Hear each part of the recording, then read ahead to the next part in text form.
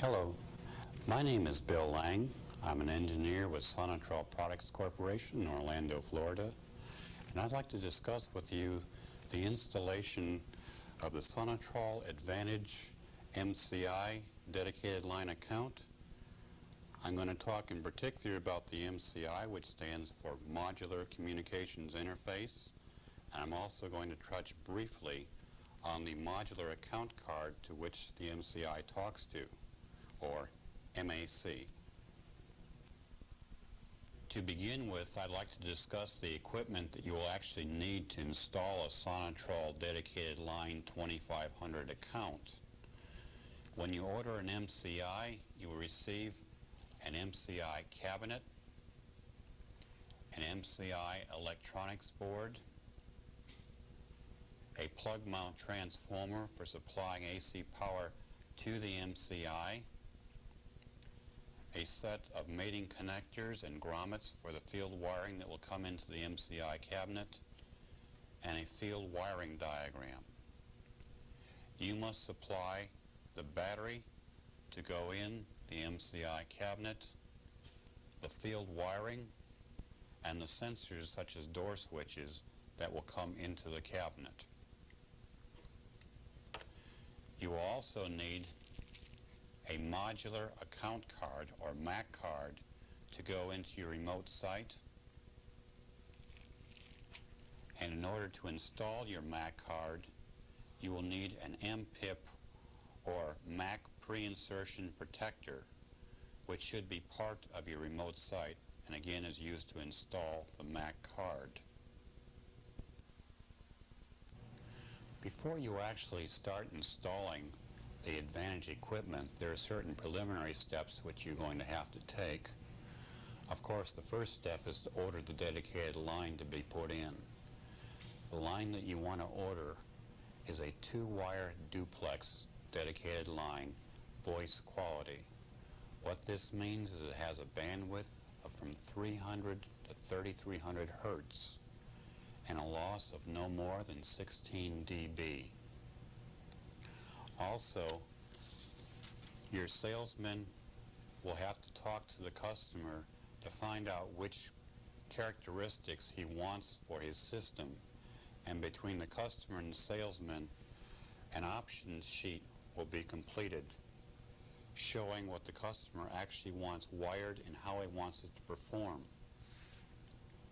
Once this sheet is completed, the information will be transferred from the option sheet into a data file on the Columbia computer. What will happen is the operator will tell it what account number to enter, and the computer will ask her a series of simple questions. She will answer the questions such as asking for the serial number of the MCI that's installed. She will enter the answer. If she makes a mistake, it will tell her that she made a mistake. And once she enters the proper information, it will be displayed on the screen for her. After she has answered all the questions, the information will be transferred from the screen onto the disk for storage until such time as the information is needed to be transferred into the MCI subscriber unit. Another piece of information which should be entered before any equipment is installed is the DAF information in the computer. In order to enter this information, I'm going to type CAE for change account entry, our account number, which in this case is 1555, and a qualifier of BB. This takes me up to the DAF line. It's asking me for the type of account. I'm going to type MC for MCI, A for advanced remote site since we're using dedicated line operation, and A for auto code in, code out. For the particular account we're going to install here, I will assume that a key switch is present for a code in, code out device. I'm going to tell it that it's in the night mode or day mode, any mode except off. And I'm I'm going to enter my normal sensitivity, and I'm going to use 2 o'clock, which is a good value for a normal sensitivity. After I've entered my information, I'm going to call up the DAF, verify the information I entered was indeed accepted, and it was. And if I had had a secure code in, code out, or secure ARM, disarm account, I would also have to enter employee numbers. On a 560, this would be done using a print logger, or if it's a 5600, it would be done on the DAR of the console. Now that we've entered our options information and our DAF information, we're ready to install our account card. This, of course, is an advanced remote site, and I'm going to install a Mac card into it. The first thing I'm going to do is be sure the chips are pressed into their sockets, and then I'm going to determine the proper location for this account card in the remote site. Now, for this particular remote site, the first account number here is 1481, and there are 20 accounts per rack.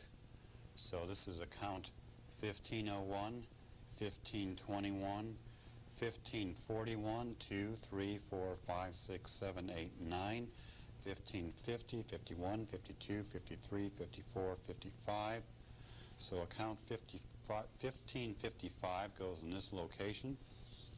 Now, before I actually push it into the rack, I must use an MPIP to power the account card up first. On the MPIP is a connector on the back. This connector can be plugged into any of the A or B coincidence cards on the remote site.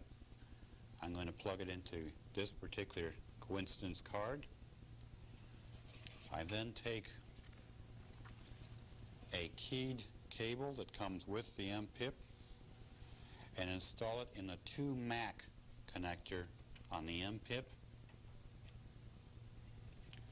And I'm going to install the other end, which is also keyed, into the Mac card. By doing this, I actually power up the Mac card before it's installed into the remote site. This prevents damage both to the remote site and to the Mac card. I'm now going to push it firmly all the way back into its socket. When I've done this, I'm going to press the reset switch on the MPIP, which resets the logic in the Mac card. I now want to verify communications coming from the Mac card. I can use a standard lineman's handset, or so that you can listen to what I'm actually doing, I'm going to use a little amplified speaker box to listen in, and connected on the terminals here labeled tip and ring, which again are across the dedicated line coming out from the Mac card.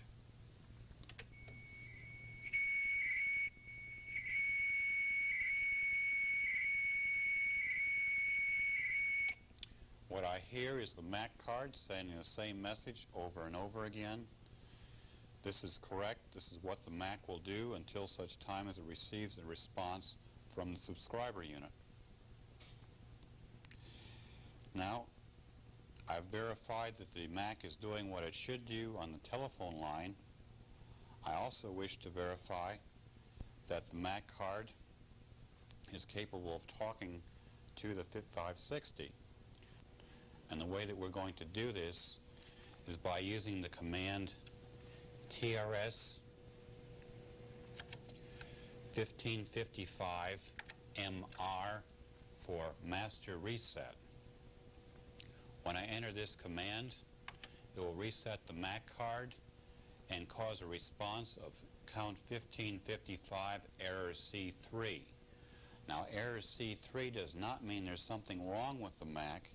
Indeed, what that means is the Mac card is ready for operation.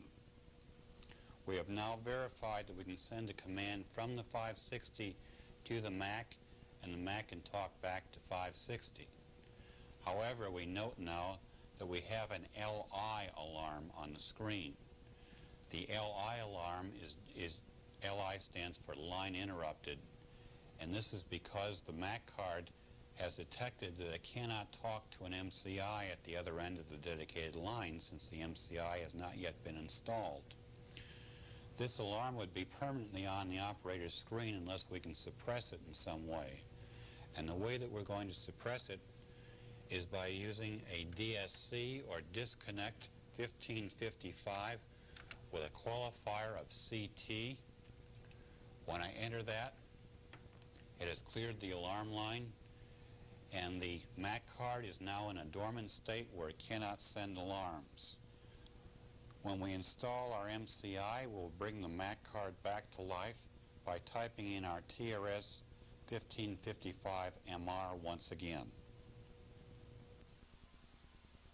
Now we're ready to talk about actually working with the MCI board. You may have noticed that there's no terminal strips on the MCI. All new products, including Advantage products from Sonatrol Products Corporation, are using high-density headers for making connections, and the mate is a Panduit brand connector. And I'm now going to talk about how you actually terminate field wiring to a Panduit connector. You will note that there are red bars on the connector, and there are pin numbers marked between the red bars on the connector. In order to terminate my wires, I'll need a special wire termination tool from Panduit. I'll insert my connector into the nose of the gun, to the first position in the nose. I take a 22 gauge stranded wire, unstripped, insert it into the nose, press the wire all the way in, and squeeze the trigger. This forces the wire into a notch in the connector, cutting through the insulation and making the connection. The gun is automatically advanced to the next position, so I can insert my next wire. And now I've terminated 2 wires. If I have to fast advance or return to a position, I can simply force the connector back and forth. To remove a wire from the connector, I simply roll it out the top of the connector, and you may notice that the top portion of the wire has been deformed by the connection, so I'm going to cut that last 1/8 of an inch of wire off, and then I can reinsert the wire in the proper location, squeeze the trigger, and make the connection. After I've completed making my wire connections, I confirm that the wires were all the way in and are fully seated, and I install a strain relief cap across the top of the connector so that the wires can't inadvertently be pulled out the top of the connector after the unit has been installed. In installing a Panduit connector on the header on the board, please be very careful that although the units cannot be installed backwards, it is possible to install a connector shifted over one pin, or when you install it, it's possible to bend a pin down to one side rather than having it mate with the connector.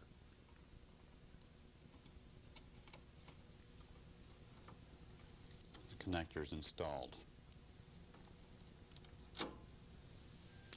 Okay, you'll find that these Panduit connectors allow a lot of connections within a very limited amount of space, and also allow for easy removal and insertion once the connector has been terminated.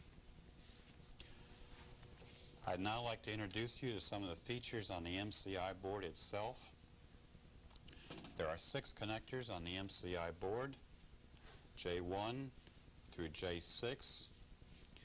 You'll notice that marked in the silk screen on the edge of the board is what these positions actually terminate to. In particular, J1 has preamps 1 through 6 connected to it and a perimeter alarm loop. J2 has preamps 7 through 12 and a delay perimeter alarm loop. J3 has preamps 13 through 16 the auxiliary alarm loop, and the emergency alarm loop. J4 has the telephone line, the auxiliary 2 alarm input for lights for an ECP or key switch, a tamper loop, and a fire loop. Going over to J5, J5 is a connector used for the Sonatrol interface bus, or SIB. The SIB is used for expanding the MCI to include additional modules such as a dialer. We're not going to be using any additional modules at this point. J6 is used for the power connections, the AC power, the battery, a local bell if one is present, and also includes the case tamper switch. There's a terminal strip down here that is used for connecting the AC power transformer for the MCI to the MCI board itself. Fuse F1 fuses the power to the MCI board itself, and fuse F2 is used to fuse the local bell. If the local bell output is shorted, it will blow fuse F2 rather than destroy the MCI board or short the battery. U4 is the memory chip for the MCI. This is the program chip that tells the computer on the MCI board what program to run. If you find out you want to add additional features to the MCI sometime in the future, you would do this by changing U4, and the way that you would do this is disconnect J6 to power down the MCI, carefully pry U4 out of its socket, put a new U4 in, and power the unit up, and the unit will now have the new features. In the very center of the board is an operate program switch. Normally this switch will be in the operate position. It goes to the program position only when you wish to download new options to the MCI unit. If you wish to listen to the telephone line to find out what's actually going between the MCI and the modular account card, a good place to listen to this is between C92 and R14. It's handiest to connect to this side of C92 and this lead of R14 to listen to the telephone line. Test points on the MCI board of interest are the ground test point, or test point 18, located down here, or the capacitor lead immediately adjacent to it. There's a test point called test point 2, or PSEN. The MCI can normally be powered up only on AC power. If for some reason you must power the MCI up on battery power only, in order to do this, you temporarily connect PSEN to ground. Another test point of interest is AU, or test point 4. This test point will be used for setting the audio sensitivity. Also used to set the audio sensitivity are R154, or the sensitivity adjustment potentiometer. This is used for setting the overall audio sensitivity for the MCI board. We're finally ready to actually install the MCI subscriber unit. In order to mount the MCI on the wall, you'll note that there's two slotted holes in the top corners of the MCI cabinet. Mount two screws in the wall, drop the cabinet down on the slots, tighten the screws, install two more screws in the bottom corners, and make sure the cabinet is firmly mounted. You may recall that earlier we did a disconnect command to the MCI on 1555 to make sure that it was not sending alarms to the operator. Be sure that your operator has done a TRS 1555MR to make sure the MAC card is up again. The way to confirm this is for the operator to have an LI, or line interrupted alarm, sitting on her screen. Also, I'm going to listen on my dedicated line here to verify that the MAC is indeed talking and the Mac is capable of talking to the MCI, which means we have a good telephone line. We're now ready to actually download our options into the MCI. I'm sorry, we have to connect the transformer. The power transformer for the MCI takes some 3-wire, connect the red and black leads to the transformer leads, and leave the green wire long so that that can be connected to the mounting plate on the outlet plug as an earth ground. Inside the MCI, again, connect the red and black leads to the terminal strip and connect the green earth ground lead under the mounting screw for the terminal block. Our intent here is to have the case grounded, and what I suggest is whenever you approach an MCI, before you touch the electronics, touch the case first to discharge any static electricity that may be built up in your body before you touch the delicate electronics. I'm now going to install some connectors that I have made up beforehand, which will simulate the field wiring on an MCI unit. The reason that I am doing this is it's so that I can test the MCI independent of the field wiring. Again, be very careful that you do not bend a pin or shift down a pin position when you install any connectors on an MCI.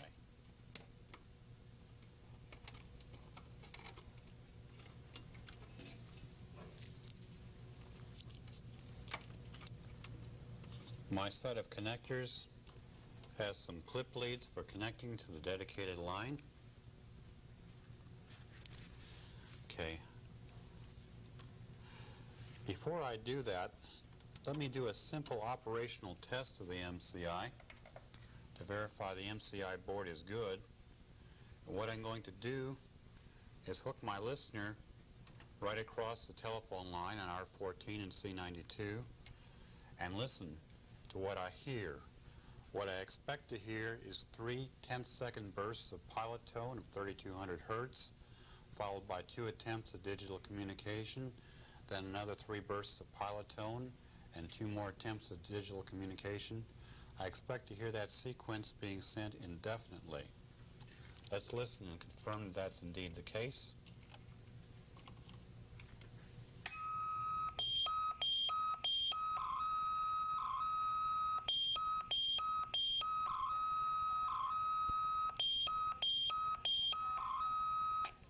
It is, and this tells me that the MCI should be capable of communicating as well once the dedicated line is connected.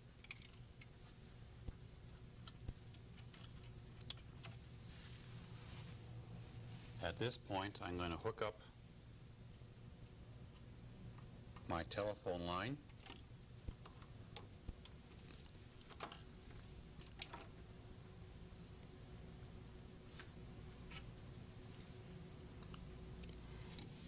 And connect my listener again to the telephone line. And before I power the unit up, I'm going to put the switch in the program position. I'm now powering up with the switch in the program position by connecting J6 carefully.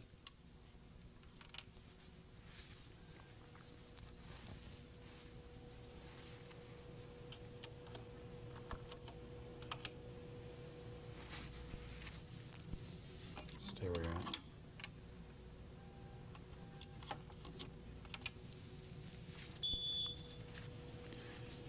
And I find that my operator now has a PM or program mode alarm on her screen.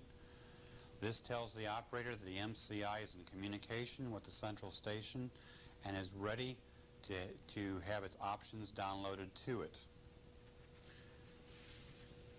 The operator types in OPT, account 1555, download, or DL. The computer tells her to enable the Columbia computer. She picks option 5, download options, enters the account number, return. There are 15 messages that we want to send to the MCI, and let's listen to those messages going in.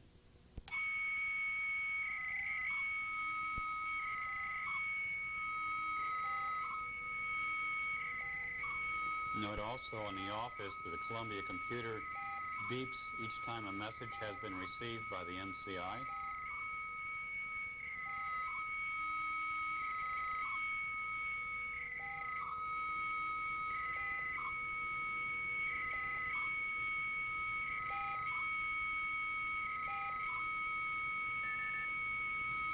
The Columbia has given me 3 beeps to let me know that the options downloading is completed. The operator now hits the enter on her 560 keyboard. And back at the subscriber site, I notice that I have nothing but carrier on the line once again, telling me the download is completed and it's waiting for its next instruction. So I'm going to flip the switch from program position back to operate. And I'm going to verify that the operator has received a PU or power-up alarm on her screen telling her that the MCI is now programmed and ready for operation. I'm going to reset that power-up alarm. The MCI is now ready for testing. I'm going to go through using the printed options printout that I got earlier when the options were entered into the Columbia computer, and verify that the MCI is indeed performing according to what is on this sheet simply by flipping these switches to send alarms. This is much easier than running around from door to door within a facility to do this. Again, this is a test only of the MCI. Once you have completed testing out the MCI, we will terminate the field wiring, and then we'll go back and check the field wiring using the MCI. Now that we've downloaded our options into the MCI and confirmed that the MCI is operating according to that option sheet, we're now ready to actually terminate our field wiring onto the MCI.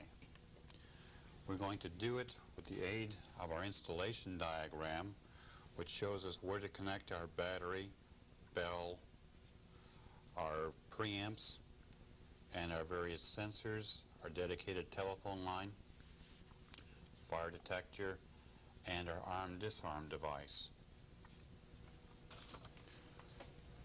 We have to install our battery, being careful to observe the polarity of the battery on J6.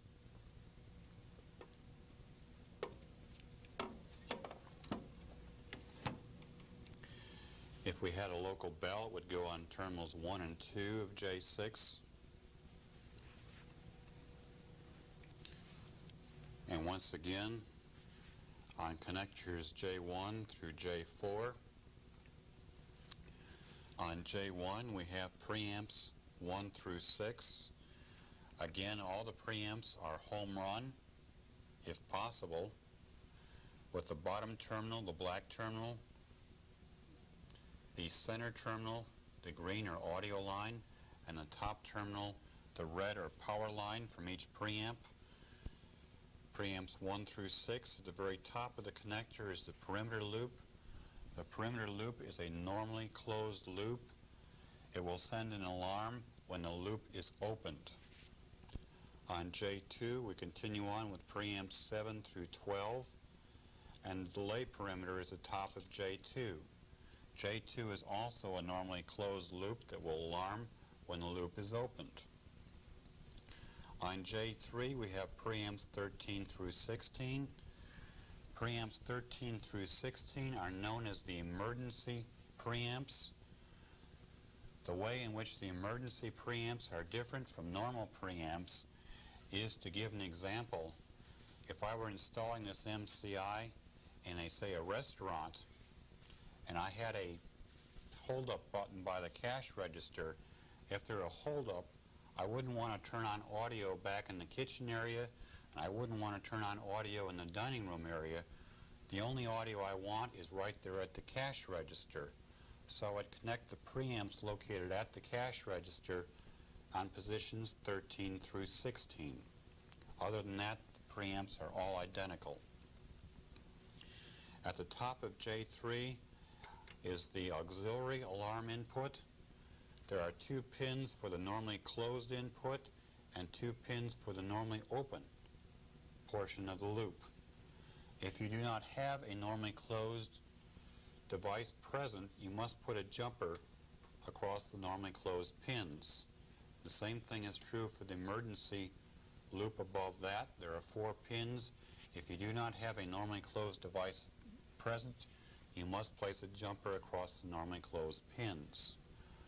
On J4, we will connect our telephone line between pins 1 and 5, and we'll put a jumper between pins 3 and 4 as indicated on the silk screen. If we have a key switch or an ECP present, we will connect one side of it to J4 pin 8 and the other side to J4 pins 11 and 12. If we have an MEP present, pins 11 and 12 are available for the auxiliary 2 alarm input, which is can be hooked up in either normally open or normally closed according to the installation diagram. Next to that, we have provision for status indications on an ECP or a key switch. Next to that, the inputs for the tamper loop. The tamper loop is again a normally closed loop which will alarm anytime the loop is opened. And at the very end, we have the fire loop. The fire loop is a supervised loop. It requires 4 wires. 2 wires from each side of the loop go to the fire sensor. Anytime the 2 sides of the loop, 2 loops are shorted together, you will send a fire alarm. Again, 4 wires required for a fire loop. Once we have our wire terminated, remember again that it has to be 22 gauge stranded wire that is not stripped into our Panduit connectors. We can now connect those connectors. J4, J3,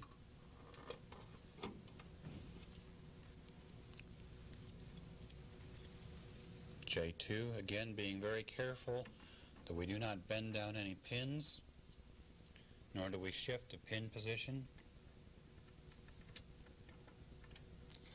And J1, we now have all our field wiring in place, and the next step is to go through and verify that all our field wiring is performing as it's specified.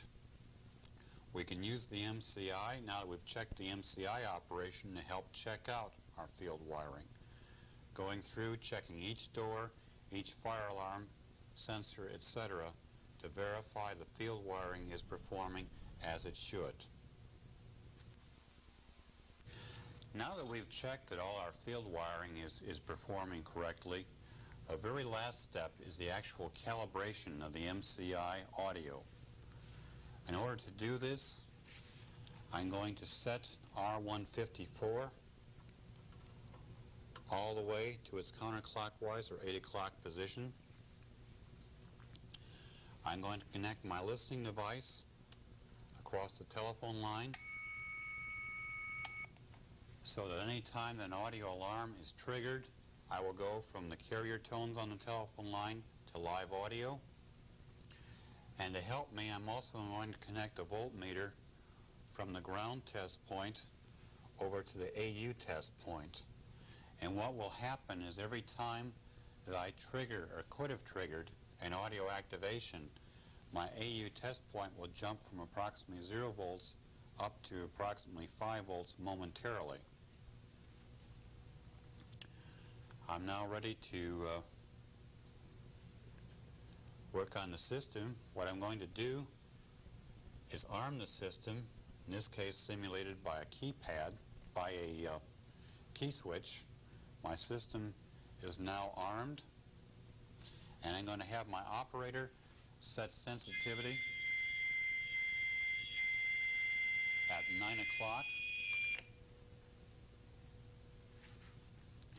Now with the sensitivity set at 9 o'clock, I want to verify that a loud impact sound, such as bang with a screwdriver on a tin can or a hand clap about 10 to 20 feet from a preamp, will activate the system at 9 o'clock sensitivity but not activate at 8 o'clock sensitivity. So let's get started.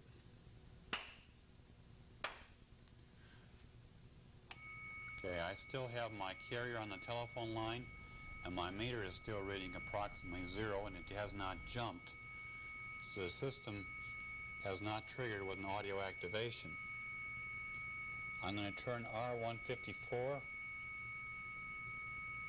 up to the 12 o'clock position.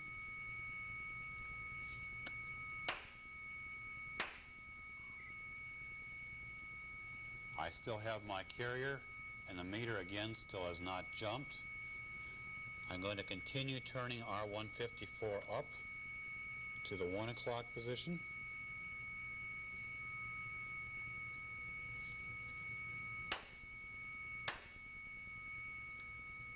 And the system still has not triggered.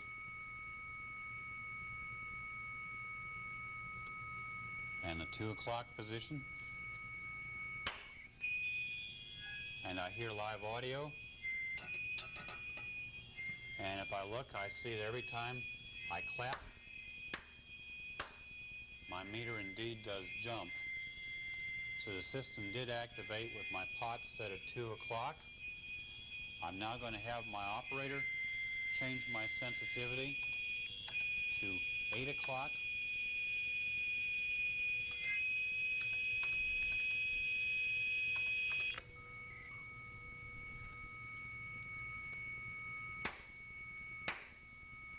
And the system did not trigger at 8 o'clock, so this one preamp is now properly calibrated. An impact sound will not set it off at 8 o'clock, but will set it off at 9 o'clock. When the system is set up in this way, the operator can typically monitor the account at about 2 to 3 o'clock normal sensitivity, which is approximately correct. Now that I've calibrated the MCI, I want to verify that each preamp in the system performs in the same way. Every preamp in the system has to trigger at 9 o'clock to a clap and not trigger at 8 o'clock. I'm going to have to go through, check each one. If necessary, I may have to make slight adjustments in the sensitivity adjustment on the preamp. These preamps are all factory calibrated to put out the maximum signal that they can without distortion. If you must adjust a preamp, we suggest that you adjust the preamps only downward, not upward. If you adjust it upward, there's a good chance you're going to create distortion in loud audio sounds. Once the system is set up such that a clap will set it off at 9 o'clock but not at 8 o'clock for every preamp, the audio is fully calibrated and the system is totally installed. This is the end of our discussion of the dedicated line Advantage installation. Service will be covered in a separate discussion.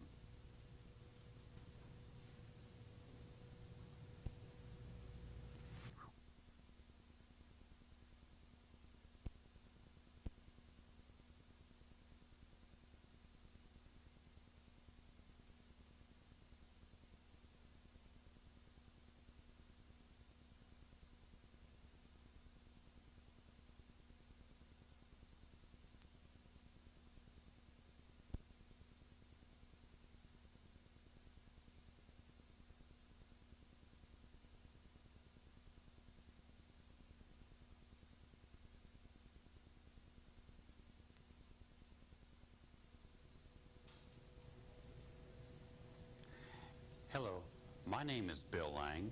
I'm an engineer with Sonatrol Products Corporation in Orlando, Florida. I'd like to discuss with you servicing of the Advantage MCI board.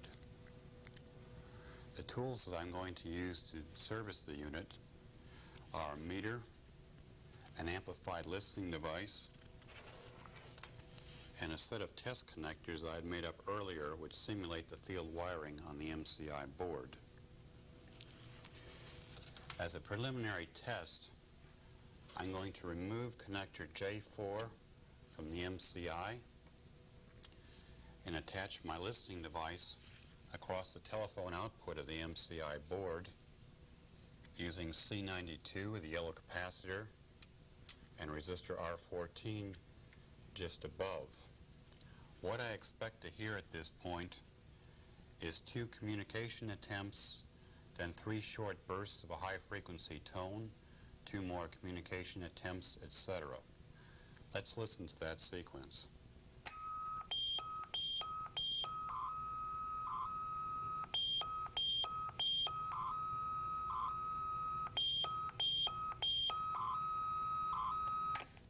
That is a normal sequence, and that tells me my MCI is capable of communicating.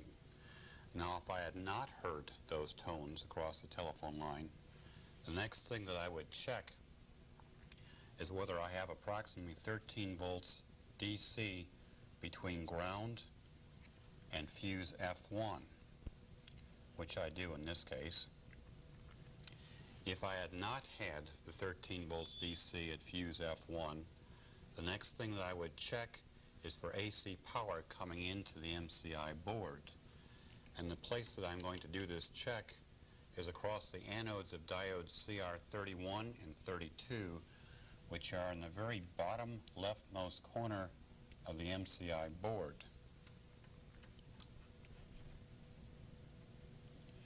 And in this case, I have approximately 19 volts. What I expect to see there is about 18 volts, so this is indeed a good board. Now, if I had my 18 volts AC on diodes CR31 and 32, but did not have my 13 volts DC at fuse F1, I would know that I had a bad power supply on my MCI board, and I would replace the board.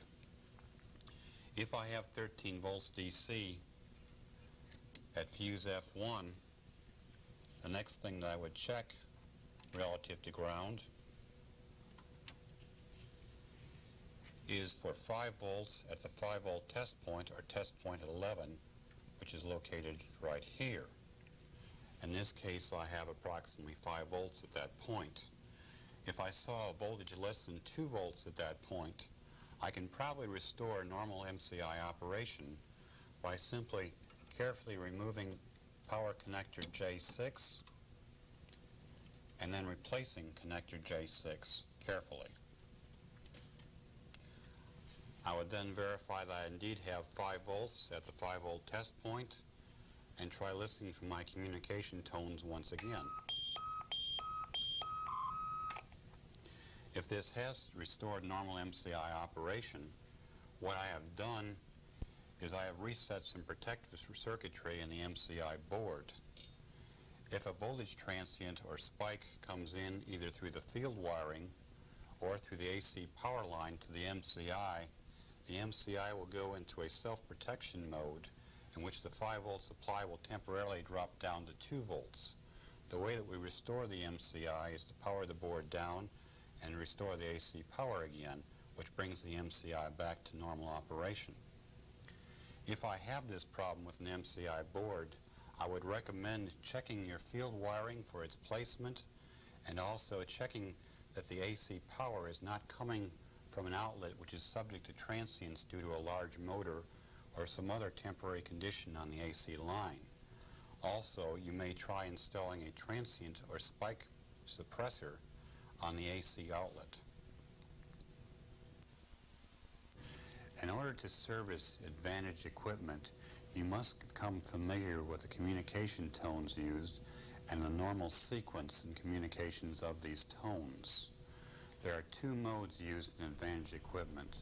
The first is the data mode and the second is the audio mode. They both share the telephone line.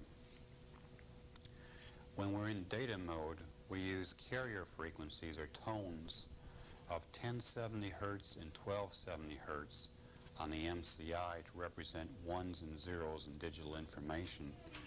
In the case of the central station or MAC end, we use communication tones of 2025 Hertz and 2225 Hertz to represent ones and zeros.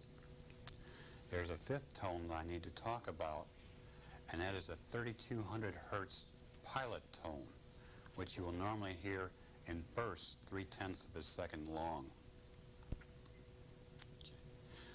I have installed the test connectors on this MCI so that we can separate out trouble with the field wiring from trouble with the MCI board itself. The first thing I want you to listen to is the sound that a Mac card makes when it is not in communication with an MCI. This is Mac only on the telephone line. In order to initialize the Mac card, I'm going to send a TRS-MR command to the Mac.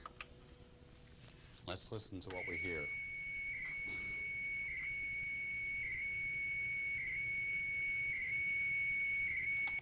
What you are hearing is the same digital message repeated over and over again.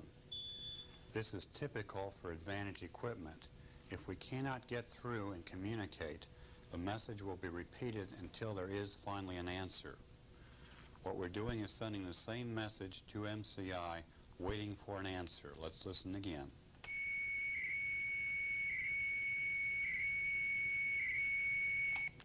Okay, now let's listen to what MCI is doing when it cannot get through to the Mac card. I'm connecting across the telephone line on the MCI end using the yellow capacitor C92 and the resistor R14 just above it.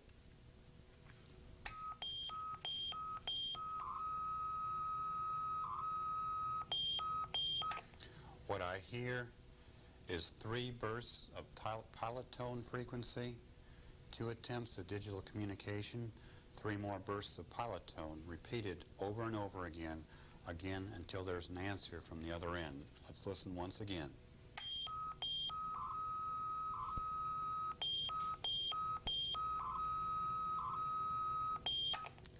Okay, now let's listen when I connect Mac to MCI by connecting the dedicated line.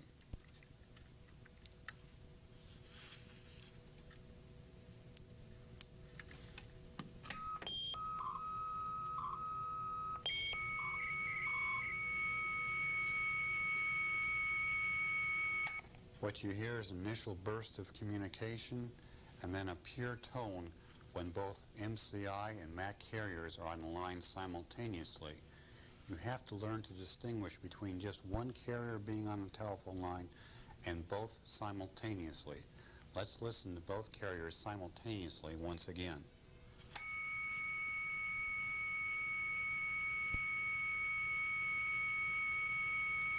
Now let's listen when I send a tamper alarm while we're in the data mode as we are right now.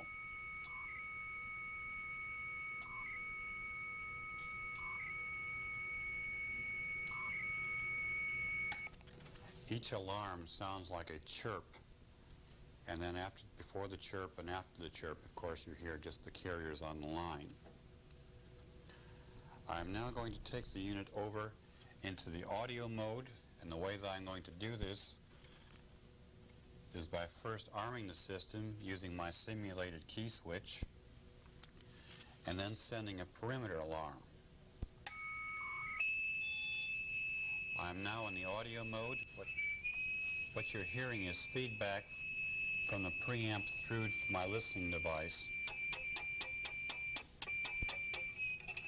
And as we listen to the audio, please note that there's a 10-second gap or hole in the audio once every 8 seconds. Let's listen for that gap.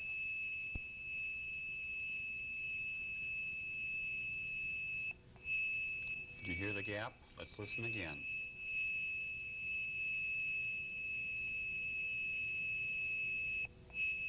Right there. We'll discuss that gap in a moment. Okay. When we're either in the data mode or in the audio mode, you will notice that there is a gap. There is a message transmitted once a minute called a periodic write message. This is a communications check which is initiated by MCI. Once per minute, MCI sends a periodic write message to the central station, which is, of course, acknowledged by the central station. Now, if the central station does not get that periodic write message once per minute, it tries communicating with the MCI.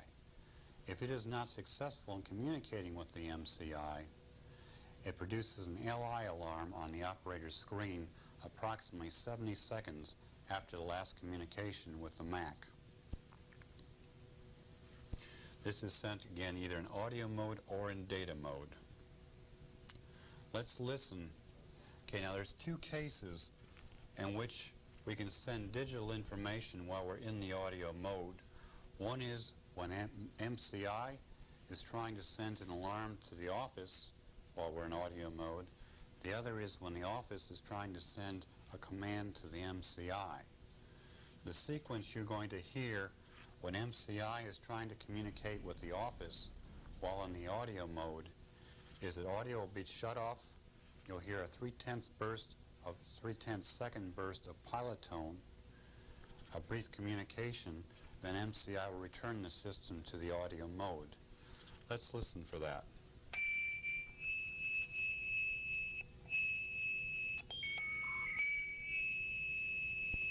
And as I send another restoral,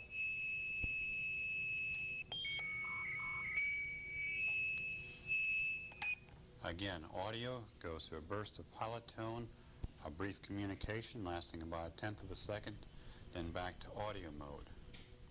Now the second case is where the office is trying to send a message to the central station. And what will happen is that as soon as the operator sends the command, the audio will shut down at her speaker. It can take up to 8 seconds for the command to get through to MCI. What happens is when the operator sends the command, Mac shuts off audio to the operator's speaker and starts sending the same digital message over and over again on top of MCI's preamp audio. Somewhere between 0 seconds and 8 seconds, MCI shuts off audio and listens for Mac carrier. If it does not detect the Mac carrier tone, it will return to the audio mode. If it does detect the carrier tone, it communicates digitally with the Mac card and then tells Mac to return to the audio mode and returns the audio to the operator's speaker. Let's listen as I send an activate command to the MCI. We have feedback from the audio. The command is being sent. It got through within about 2 attempts from Mac to communicate, and now we're back to the audio mode. Let me do that again.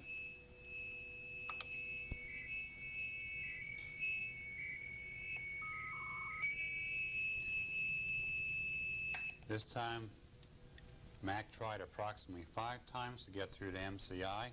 MCI finally listened for Mac carrier, communicated digitally with MCI. MCI sent us back to audio mode. Again, the audio can be gone from the operator speaker anywhere between 1/2 second and 8 seconds when she sends a command to the MCI. Now, when the MCI is sending an alarm to the operator, when it sends that command, Mac shuts off audio for approximately 1/2 second to the operator's speaker. And once again, we're going to have a gap for 1/10 of a second every 8 seconds as MCI is listening for Mac carrier to find out whether Mac is trying to talk to MCI. Two problems that you can encounter in communication that you should be aware of. One is a false carrier detect by MCI, where once every 8 seconds MCI listens for Mac carrier, thinks it hears Mac carrier, turns on its carrier. It tries again to detect Mac carrier 1/10 of a second later. If it does not detect carrier the second time, it returns to the audio mode. If it takes 1/10 of a second to detect that Mac carrier is not present, the operator will hear 1/10 of a second of MCI carrier coming through on her speaker. In very severe cases of missed carrier detect, the operator may hear up to 2 seconds of the MCI 1070 Hertz carrier coming through on her speaker. This again is due to MCI thinking it's detecting a 2225 Hertz carrier coming from the Mac when the Mac has indeed not requested return to the data mode. The second problem to be aware of is lack of pilot tone detect at the Mac end. There's three things that can produce this problem with pilot tone. The first is that the MCI is not capable of producing pilot tone. The second is the telephone line may not be able to pass a 3200 Hertz tone down the telephone line. And the third is the Mac may not be capable of detecting the pilot tone. So let's look at each one of these in sequence. First off, in the case where in the audio mode, I can actually hear the pilot tone coming from the MCI, so I know that it's working simply by listening. Another way to confirm that pilot tone actually works is to connect our listening device between ground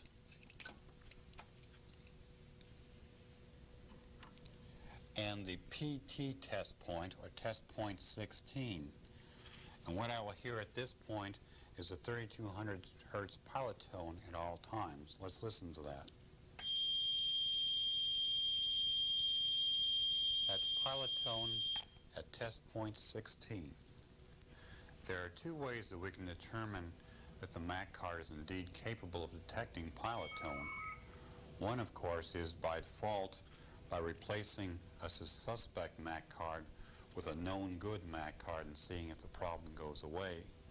Another means of doing this is by connecting a voltmeter between the ground test point on Mac, or test point 5, and test point 1 on Mac, which is at the very top of the card, approximately 2 inches back from the front edge.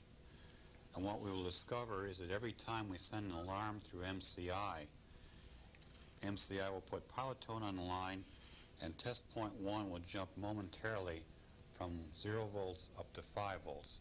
Let's send an alarm now and see what happens. You may have noticed the meter jumped up to 5 volts. Okay, let's try doing that again. Okay, so this Mac card is indeed capable of detecting pilot tone, since test point 1 jumped to 5 volts when pilot tone was applied to the line by MCI. If MCI is capable of sending out pilot tone and Mac is capable of detecting pilot tone, by default the problem has got to be in the telephone line. I suggest you contact your telephone company and have them verify, number one, that the telephone line is capable of passing a 3200 Hertz tone, and number two, that the loss on the telephone line is not abnormally high. One of the advantages of the Advantaged product line is that it generates status alarms and error messages to help you diagnose problems with the equipment. You need to learn to use your print logger or printer to diagnose problems with a particular account. Occasionally you want to call up the file for a particular account, look at the activity on that account, looking for error messages, status alarms, or any kind of abnormal sequences. This is important that you learn to do this on a regular basis. Among the status alarms which you may see is an LI, or line interrupted alarm. An LI alarm is generated when the central station equipment does not hear from the MCI for 70 seconds. At the end of 1 minute, MCI should send a periodic write message to the central station. If the central station does not detect that periodic write message, it tries communicating with the MCI. If after 11 tries it is not successful in communicating with the MCI, it sends the LI alarm to the operator's screen. LI stands for line interrupted. It is a serious condition on a dedicated line account. If communications is restored, the operator will receive an LR alarm. LR means everything is okay, communications is back to normal. A third alarm affecting communications is an LC, or line compromised. A line compromised alarm is produced by MCI sending the wrong account number into the MAC, or by a periodic write message being received out of sequence. There are 3 periodic write messages that are sent in sequence. If they come out of the normal sequence, this will generate an LC. Other ways to tell that you have the wrong options loaded is if the operator sees an error 01 in the status section of her screen. Error 01 tells her that the MCI is sending the wrong account number to the MAC for which it is connected. The way to cure that problem is to load the options with the proper account number into the MCI. Another error message that you may see is error 06. If you see an error 06 after downloading options to an account, this means that there was a transmission error when the options were sent to the MCI, and the options need to be reloaded to the MCI. Okay. Other status alarms that you need to be aware of are the AC alarm. AC means that AC power has been lost to the MCI unit. On a dedicated line, an AC alarm will appear immediately after the AC power is lost. If AC power is restored, there is no restoral code. The unit will simply continue to operate. However, if the AC power stays off somewhere between 12 and 34 hours, depending upon what equipment is actually connected to the MCI, the operator will receive a BT alarm. A BT alarm, or battery alarm, tells the operator that the battery in the MCI has discharged down to 10.6 volts. If after the BT alarm has been sent, AC power is restored, when the battery recharges up to 10.6 volts, an AR alarm, or AC restoral alarm, will be sent to the operator. This tells her that both the AC power is on and the battery has started to recharge. If the AC power does not come on after the BT alarm has been sent, a PD, or power down alarm, will be sent to the operator. A power down alarm tells the operator that the battery has discharged down to 10.0 volts. The MCI no longer has sufficient power to maintain normal operation, and this is the last alarm that the operator will receive from the MCI until AC power is restored. If after receiving the power down alarm, the AC power does come on again, the operator will receive a PU, or power up alarm, telling her the MCI is restored and now ready for normal operation. There is a last alarm that I'd like to discuss, and that is a BP, or battery problem alarm. If the AC power is on and the MCI detects that the battery is less than 10.6 volts, you will receive a BP telling you that either you have a shorted cell in the battery, or that the fuse for the local bell in the MCI has been blown, typically by shorting the output of the local bell driver. If this is the case, either replace the battery or replace the fuse. The only alarm that will come back once it's reset is the LI.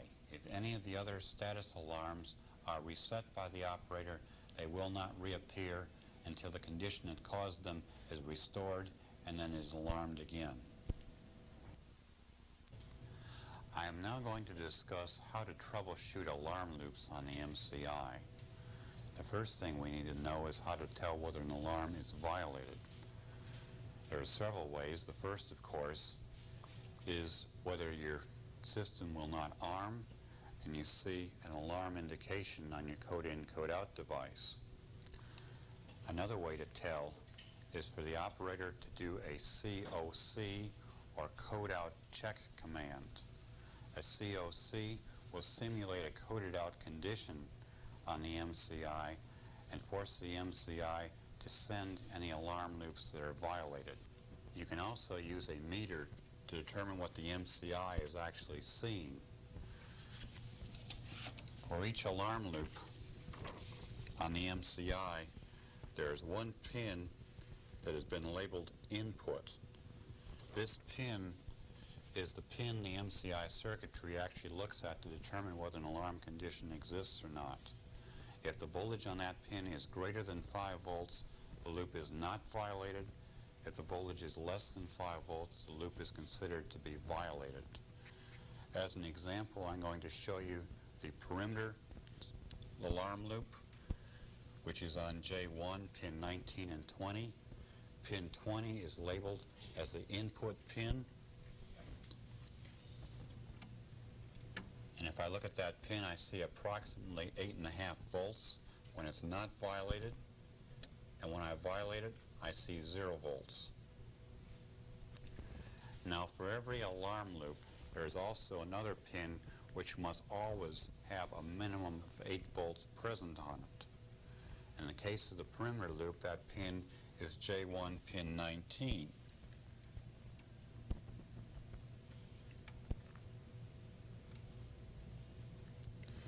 Okay. Looking at pin 19, when the loop is not violated, I see the same approximately 8.5 volts. And when I violate the loop, that goes up to approximately 10 volts. There has to be one pin that is always greater than 8 volts on every alarm loop on the MCI. If you see a pin which is greater than 5 volts on the input pin, but the operator has an alarm indication, check for a shifted connector or a bent pin under the connector. If there is no bent pin and there is no bad connection, if the voltage on the input pin is greater than 5 volts and the operator still has an alarm indication, the MCI must be bad and you'll have to replace the MCI board. There is one exception to what I told you about measuring the alarm loops on the MCI, and that is the fire loop. The fire loop works by switching between 0 volts and 5 volts on 2 loops of wire 200 times per second alternately. To send a fire alarm, we connect the 2 loops together, which comes out to be an average high signal. So what we can use to detect trouble in the loop wiring on a fire is use either a meter or a listening device. First, I'm going to go through troubleshooting with a meter. Since the lines are switching between 0 volts and 5 volts 200 times per second, I'm going to see an average reading about 2.5 volts on each of the 4 pins of the alarm loop.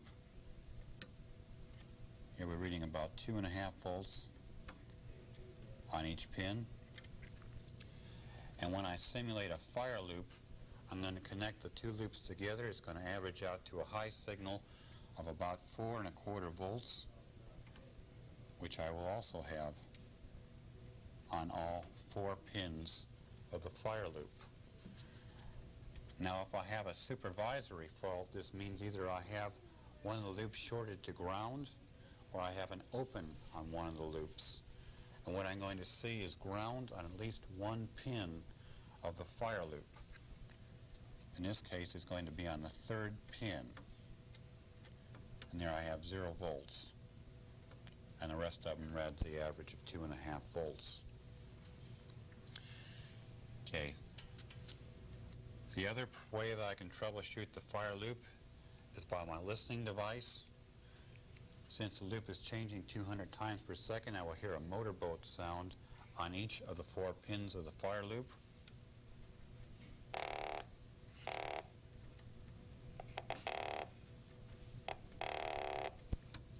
When I send a fire alarm, I'm going to connect the 2 loops together, so I'm going to hear everything essentially quiet on all pins.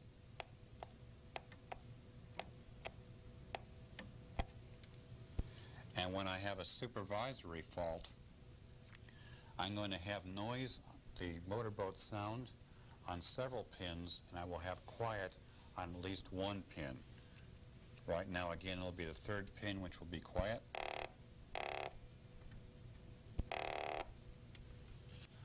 One exception on the alarm loops is using either an ECP or a key switch as an arm-disarm device.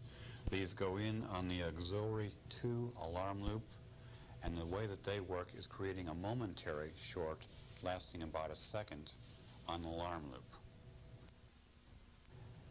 I would now like to discuss troubleshooting audio on the MCI and audio activations. The first thing we need to do is make sure the system is in the arm state. If the system is not in the arm state, the preamps will not have power and will not be able to operate. I'm going to create an arm state in this case by using my simulated keypad to turn the system to the arm state, which I'm going to confirm on my LEDs. And to verify that my preamp has power, I'm going to measure between ground and the red wire on each preamp, and I should see approximately 10 volts on the red wire of each preamp. Once I've verified that the preamp has power, I can listen between ground on the MCI and the green or audio output line of each preamp. In this case, we're going to hear feedback since the preamp and my speaker are located so close together.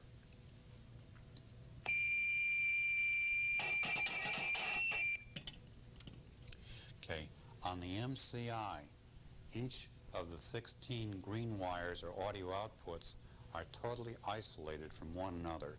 So I can go down the line and listen to each green wire and locate a preamp that either has no output or has distorted output.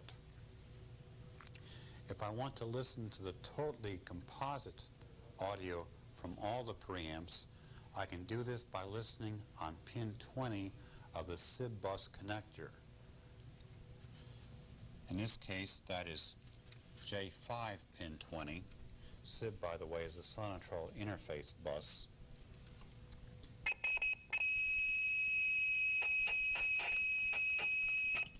And once again, I hear my audio on J5 pin 20. If I have audio present on J5 pin 20 and the operator is not getting audio activations, what I want to do is turn R154, the MCI sensitivity adjust potentiometer, all the way to its most sensitive or 4 o'clock position, and have my operator set her sensitivity at 4 o'clock also to make the system as sensitive to audio as possible. If at this point I have audio at J5 pin 20 and the operator does not get an audio activation when I tap on a preamp, I can conclude that the MCI board is bad and must be replaced. If you determine that you must replace the MCI board, the procedure is as follows. First, any time before touching the delicate electronics, be sure to touch the cabinet first to discharge any static electricity that may have built up in your body.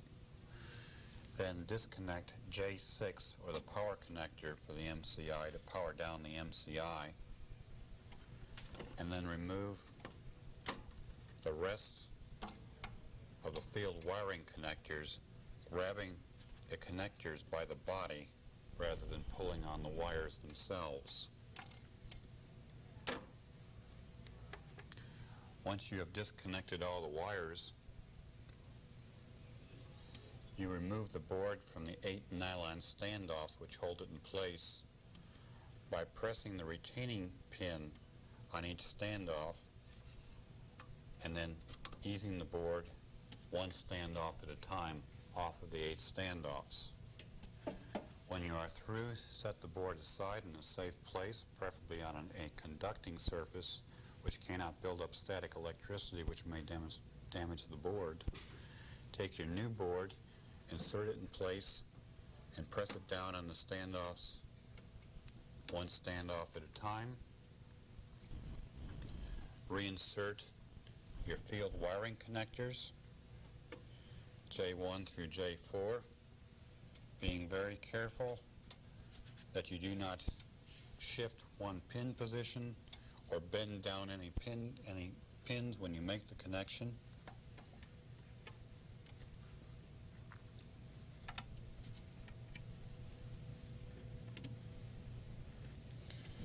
Okay. Since this board has not been programmed with options before, it's a new board, place the program switch in the program position and then power up the MCI. Your operator will get a PM alarm which tells her that you are ready to load options into your new MCI board. You can listen on the telephone line across C92 and R14. When she is through downloading the options, take the program switch back into the operate position. Your operator will receive a PU alarm which tells her and you that the MCI board is now ready for normal operation. This completes our discussion of servicing the Advantage MCI board.